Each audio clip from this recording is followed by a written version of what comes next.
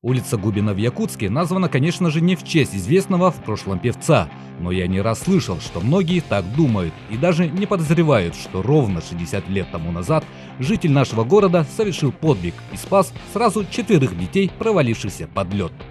Губин Владимир Сергеевич родился в Мурманске в 1939 году. Первым местом работы стала судоверфь. Параллельно он начал получать высшее образование.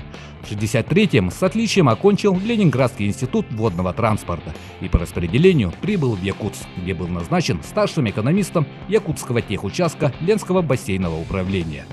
За непродолжительный период работы Владимир показал себя грамотным специалистом, умело применявшим свои знания на практике. Окружающие отмечали его доброжелательность и отзывчивость, готовность всегда прийти на помощь. В тот вечер, 8 октября 1964-го, Володя с супругой возвращался домой после работы. Жили они в двухэтажке возле озера, на котором тогда катались дети. В какой-то момент лед проломился, и сразу 4 школьников оказались в воде. Молодой человек, не задумываясь, бросился в холодную воду и стал помогать ребятам, несмотря на то, что перепуганные дети цеплялись за него и утягивали под воду. В конце концов, он все-таки смог вытолкнуть всех утопавших на крепкий лед, где их встречали другие мужчины. Но, к сожалению, самому обессиленному Володе помочь не успели, и наш герой погиб.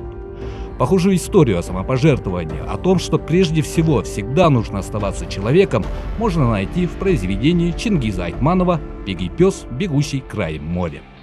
За проявленное мужество Владимир Сергеевич Губин был посмертно награжден орденом Знак почета.